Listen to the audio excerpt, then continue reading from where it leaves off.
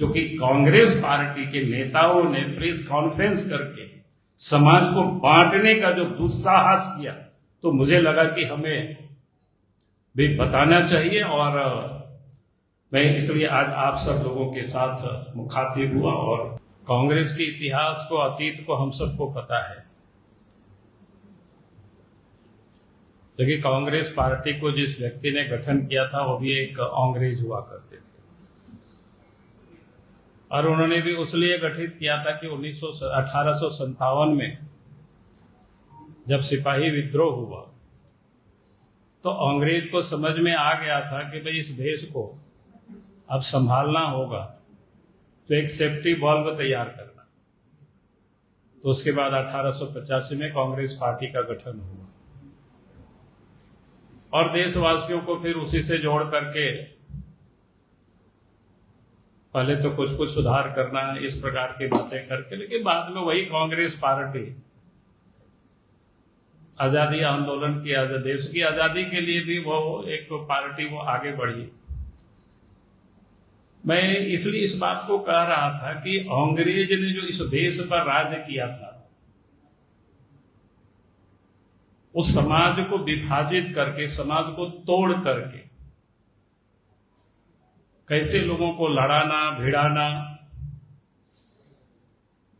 यह अंग्रेज की फितरत थी। और कांग्रेस पार्टी तो मैं कहता हूं कि उन्हीं के एक मानस पुत्र रहे इसमें से। और इसलिए आप सबको ध्यान में होगा, जब गांधी जी देश स्वतंत्र हुआ तो गांधी जी ने कहा था कि इस कांग्रेस पार्टी को विलय कर देनी चाहिए,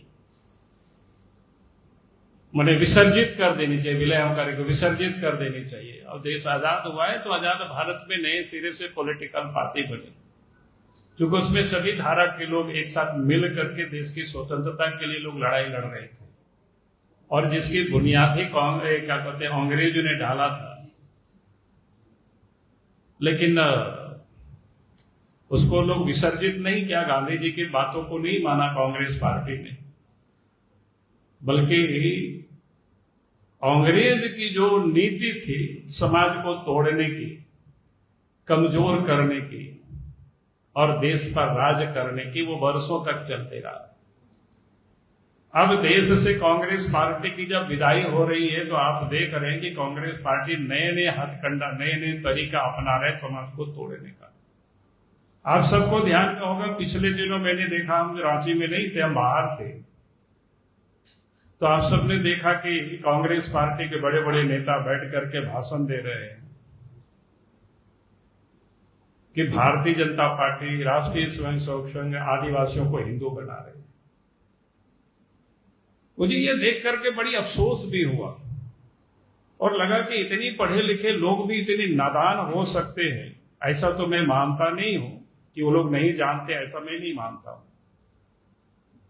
लेकिन समाज को तोड़ना और समाज को तोड़ करके राजनीति करना, कुर्सी प्राप्त करना, इसके लिए लोग इस प्रकार की षड्यंत्र करते। तो मैं ये जरूर कहूंगा कि उसका षड्यंत्र में ये लोग कभी भी सफल नहीं होंगे, क्योंकि हर कोई जानता है, सरना हो, सनातन हो, हिंदू हो, ये कोई अंतर नहीं है, सब समानता है। जैसे सरना कहते हैं कि हम प्राकृतिक की पूजा करते हैं, तो सनातन भी प्राकृतिक की पूजा करते हैं, हिंदू भी प्राकृतिक की पूजा करते हैं। हम पेड़ की भी पूजा करते हैं, पहाड़ की भी पूजा करते हैं, पत्थर की भी पूजा करते हैं, जल की भी पूजा करते हैं, धरती माता की भी पूजा करते हैं। तो ये जो सनातनी, ये सरना ही यही करते हैं। इसलिए हमने कहा कि सरना, सनातन और हिंदू, इसमें कहीं कोई विभेद नहीं है, क्योंकि सरना, सनातन और हिंदू में ही जाति व्यवस्था है। यहां अनेकों जातियों की एक बड़ी समूह है। हम यहां जितने लोग बैठे होंगे सबको पूछेंगे कि आप किस जाति से आते हैं, तो आप सब लोग भी बताएंगे, अलग अलग जाति ग्रुप से आते होंगे।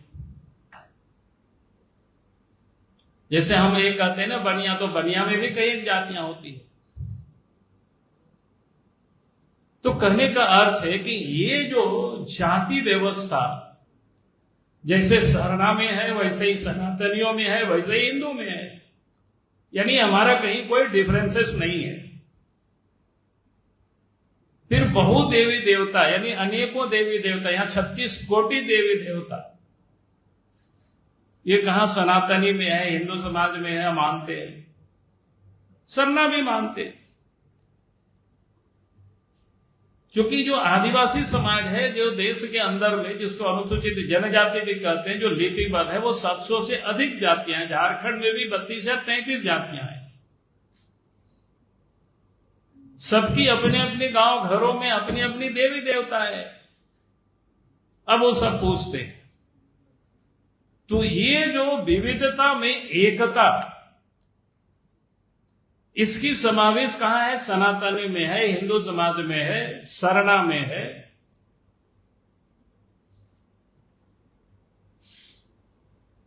जहां इतनी अधिक समानताएं हैं, और इसके बाद कहते हैं कि भाई ये तो हिंदू बना रहे हैं। हमने कहा कि भाई आप बताओ, हिंदू बनाने का तो कहीं कोई परंपरा ही नहीं है। सनातनियों में हमने तो कहीं देखा नहीं कि अमुक को कोई हिंदू बनाया है।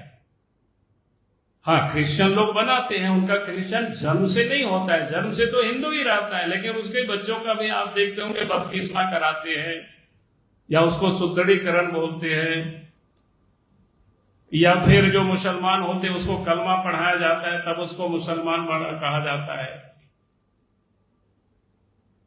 तो सरना, सनातन, हिंदू, ये तो पैदाइशी होते हैं। इसके लिए कोई संस्कार नहीं होता है कि हिंदू बनने के लिए। हाँ, हिंदू में जो जाति होते हैं उसकी संस्कार होता है। जैसे कोई ब्राह्मण होते हैं तो जनेऊ संस्कार होते हैं। हमारे जैसे संथाल भी होते हैं तो शादी के पहले क्या बोलते हैं, बचपन में ही उसको हम लोग छठियारी बोलते हैं। उन्हें नामांकन की नहीं, उसके बाद की बात मैं बता रहा हूं। तो कहने का मतलब, जब उनको जाति व्यवस्था में ये करता है तो वहां उसको संस्कारित करता है। तो उस दिन से वो कहा जाता है कि नहीं, बोनाफाइड उस जाति में से या उस वर्ग में से आ जाते हैं। तो ये कांग्रेस पार्टी के लोग किस प्रकार से समाज में विभेद पैदा करते हैं। हम तो कहेंगे कि कांग्रेस पार्टी को या सरकार में जो बैठे हुए लोग हैं, अगर वास्तव में सरना समाज की हितैषी है, आदिवासियों के हितैषी है, तो आप याद करिए, भारत की पार्लियामेंट ने 1996 में पेशा एक्ट लागू किया। अभी उन्होंने नियमावली बनाया। उस नियमावली में, कानून में क्या है मूल, जब उस कानून को देखेंगे,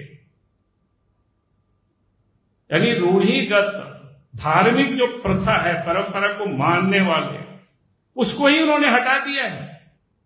यानी जानबूझ करके अगर कोई आदिवासी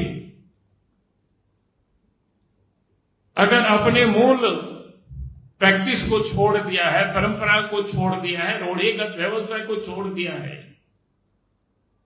और इसके बाद भी वो गांव के प्रधान बने रहेंगे, अर्थात ये जो आदिवासियों के हक था, अधिकार था, उसको भी छीनने का बड़ा षड्यंत्र तरीके से उस नियमावली को बनाया गया। भाई आप हमको बताइए, कहीं किसी को कोई हिंदू बना रहा है क्या? कोई इस प्रकार की कोई आयोजन हो रहे हैं क्या? तो भाई जहां उनको बपतिस्मा करके आदिवासियों को क्रिश्चियन बनाया जाता है, कलमा पढ़ा करके किसी को मुसलमान बनाया जाता है, उसके बारे में तो कोई कांग्रेस के नेता, जेएमएम के नेता कुछ बोलते ही नहीं है। भाई लोगों की संस्कृति, लोगों की परंपराएं, लोगों की विश्वास, आस्था अगर कोई मिटाने का काम कर रहा है तो उसके बारे में तो ये लोग बोलने के लिए लोगों के पास हिम्मत नहीं है, साहस नहीं है। और वोट बैंक की राजनीति के लिए यहां के आदिवासी, यहां के जनजाति, जो मूल समाज है, उनको कैसे समाज से अलग किया जाए, कैसे उनको उनके अंदर में अलगाव की भावना को पैदा किया जाए, उसकी ये षड्यंत्र कर रहे। लेकिन वो लोग सफल नहीं होंगे। तो इसलिए मुझे लगा कि आज आप सब लोगों से मैं बात करूं कि भाई जिस प्रकार से झारखंड में ये लोग षड्यंत्र कर रहे हैं तो वो लोग सफल नहीं होंगे। हम तो कहते हैं कि सरकार को है कि जितनी भी जो जनजातियों की जो पूजा स्थल है, उनका जो आस्था का केंद्र है, उसको सुरक्षित करे, उसको संरक्षित करे, उसको विकसित करे, उसके लिए सरकार पैसा लगावे। आज जगह जगह पर आप देखेंगे सरना की जमीन, मसना की जमीन, हड़गड़ी है, जो भी होता है, पहनाई जमीन, सब बर्बाद हो रहा है। माफियाओं के चंगुल में जा रहे हैं। उस सबको बचा करके उसको संरक्षित करे, उसको सुरक्षित करे, तभी तो उनकी संस्कृति बचेगी, तभी तो वो सारे लोग बचेंगे। तो कहने का अर्थ है कि ये जो सत्ता में बैठे हुए कांग्रेस और जेएमएम के लोग हैं, समाज को सिर्फ बांटने का काम कर रहे, समाज को तोड़ने का काम कर रहे हैं। लेकिन ये लोग सफल नहीं होंगे, इन लोगों को सफल होने नहीं देंगे। इस झारखंड प्रदेश में यहाँ के समाज, यहाँ के लोग इस बात को अच्छी तरह जानता है। भाई आज उन लोगों को कौन बदल रहा है? आज आप देखते होंगे बाकी लोग अगर वो अपने संस्कार को बदल देते हैं तो आप देखते होंगे कि नाम वही भी बदल जाता है, उनके पूर्वज भी बदल जाते हैं। उस पर तो ये लोग कुछ बोलते नहीं है, ना कांग्रेस पार्टी बोलती, ना जेएमएम बोलते, और ये अपने को आदिवासी के हितैषी कहते हैं। तो इसीलिए इस प्रकार की जो नीतियां हैं वो बहुत दिनों तक चलेगी नहीं। बहुत दिनों तक ये लोग चलाते रहे इस प्रकार की नीतियों को, समाज को बांट बांट करके राज करो। लेकिन अब ये चलने वाला नहीं। अब वो दिन लाद चुका है। अब समाज जाग रहा है, समाज उठ रहा है। समाज की अपनी मूल पहचान है, उसको लोग पहचान रहे हैं उसको। और जब भी सरकार बनी, झारखंड में जब अलग राज्य बना, उसी समय से हमने तो हम ही शुरू करवाए थे जाहिर खान को घेरने की, मांझी थान बनवाने के। उसी समय से जब रघुवर दास जी मुख्यमंत्री थे, उन्होंने भी आगे उसको बढ़ाया।